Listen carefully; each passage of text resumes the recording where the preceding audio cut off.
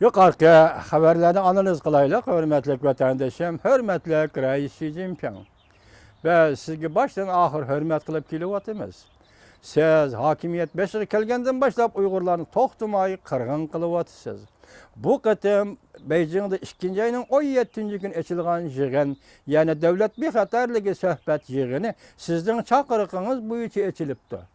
Masalan, qarayli bu oy kunlarga 2 ayning 14-kuni Gomoda dastlabki xabarda maktabga zo'ravonlar hujum qildi deyilganda keyin bu gaplar yo'qolib ketdi. Men shu yerda shu so'zni tantana bilan aytib qo'yay, hurmatli Rais Xi Jinping, Uyg'urning erkaklari, Uyg'urning azimatlari hargiz balalarga til ko'tarmaydi. Balalarga qo'l ko'tarmaydi. Hatto o'zining dushmani bo'lsa-mu, ayollarga, balalarga, Uyg'ur erkaklari vahshiyona qo'l solmaydi. Bu Uyg'urning tabiatdan ato qilingan muqaddas axloqidir. Keyin xabaringizni yig'ishtirib, xabarlarni yig'ishtirib oldinglar. Qalaymagan xabar qilishga boshladinglar. Bu Gomoda yuz bergan voqeada qanday voqea? Yu Jinshin siyosiy kengashning boshlig'i Yu Jinshin birinchi oyda Urumchiga keldi demak, voqeani shu tashkil edimi? Shu o'rlashtirdimi? Masalan, xuddi Kunming voqeasini tashkillagandek, Luxchun voqeasini tashkillagandek, Yaka voqeasini tashkillagandek, Urumchi attiganlik bozor voqeasini tashkillagandek, mushundaq tashkillash elib bordimi yoki qanday?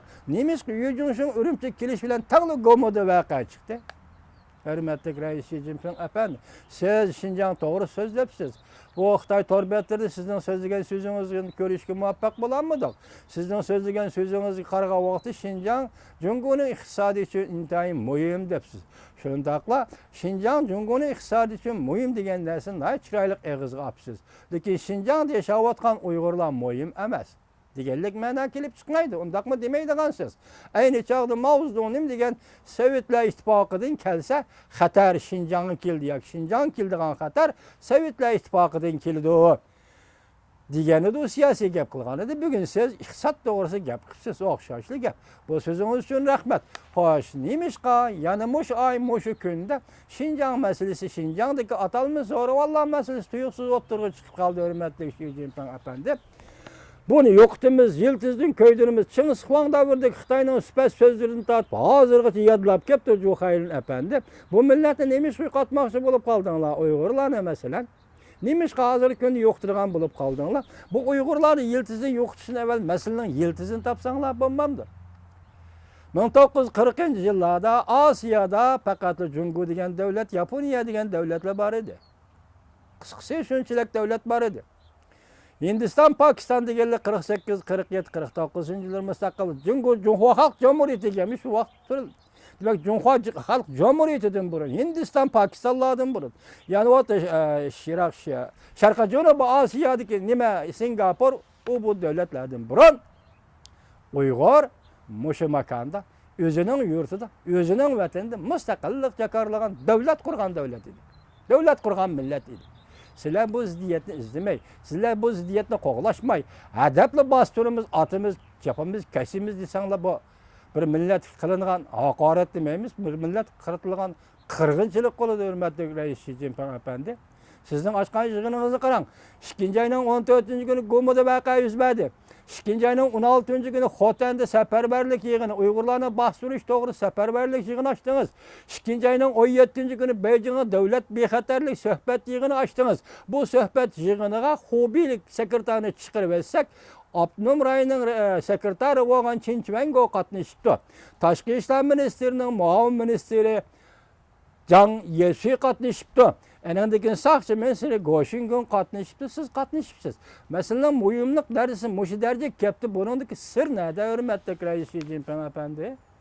Onun üstüge 17-yilda siz Beijingda bexatarlik suhbat yig'ini ochib bo'lgandan keyin 18-kuni qudratli Amerika Qo'shma Shtatlarining dengiz armiyasining 2 dona av matkasi yoki dastlabki birinchi av matkasi Karel Wilson av matkasi yadro o't kuchi bilan mangdigan av matkasi Janubiy dengizga kirib keldi.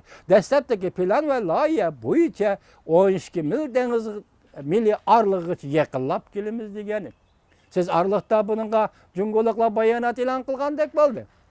Yakında hazır Bortağı'da kanun tüzüp etmeyen, tüzgen kanunumuzun sözüge mänisi qarga wagtda moşu raylarda, mesela çünkü Janubi denizi üzemnin rayını digen raylar karta qaysı parxıtның ötüşü kilişini çektaş, yolunu tosuş hakkında kanun maqullaydı ekensiler. Bu yakında oturga çıkıdığan okşaydı. Çıkmadı, bu kurultay, halk kurultaydan yakında oturga çıkır. Onun dağıtı vaziyet neyim bak bitirdi Reis Xi Jinping efendi. Hoş, yani bir sual koyayla, vaziyet şuya kelgen bolsa, mesela Janubi denizden vaziyet şuya kelgen bolsa, neymiş siz bunun Şinjan'ı Uygurlarını katıp aldınız? Neymiş Şinjan'ı Uygur'unu bunun için söyleyip kirmekçi? Vaziyet Janubi denizde, Irak, Orta Asya'daki Uygur yani Şinjan Uygur, Abnum rayını bu ciddileştirip Uygurlarını bastırış, uruş halet ilan kılış, ciddi halet ilan kılış. Uygurların kolunda kural yok. Uygurların kolunda kural yok. Hürmetli Xi Jinping efendi. Bugünkü Şinjan Uygur Abnum rayında turup atkan harbiy kısımlarının kiyim keçki, harbiy kural yarakları ketediğen pulunu. Kurallık sakçı kısımlarının harbiy formülleri ve kural yarakları ketediğen pulunu. Harbiy kısımlarının yeydiğini, içidiğini, kiydiğini, yeydiğen kavibi. Muşulağıca Şinjan maliyesi pul töleydi. Şinjan maliyesi kimnin maliyesi? Siz hecdeysiz. Siz Şinjan maliyesi başlık olursunuz Cüngülük efendi. Emniyeti Şinjan maliyesi kepindirip atkan, bay kılıp atkan birden bir millet Uygur. Koşumçu başkalarım vardı. Birden bir millet Uygur. Şinjan maliyesi Uygur kepindirip atıdı. Siz harbiy kural yaraklı şu pulgu setip alırsınız. Harbiylerin kosuğunu Uygur'un maliyesi toyguzsuz. Harbiy formulaını Uygur'un pulu arkalık kiysiz. Bugün kuralı elip nemiş Uygur'a tanlaydıgan bulup kaldınız. Hürmetli Xi Jinping efendi. Biz sizge baştan ahır hürmet kılıvatımız hazır şundan sual koyaylı. Nemişka kuralını elip Uygur'la tanlaydıgan bulup kaldınız. Qarap bakkan bu xabarın 14-cü günü Gomu vakası, 16-cü günü seferberlik yığını, 17-ci günü Beijing'de ötküzülgen devlet bexatarlik söhbet yığını, 18-ci Amerika Qoşmuş Ştatlarının av amatkisi, yadro vodkisi öyle mağdığın av amatkinin Janubi denizi kirişip geliş. Ben bunu kayıt tahlil kılamayım çünkü kolamda paket yok. Muşunun sebebi nime deyip ben sual koymak hürmetli Xi Jinping reis efendim.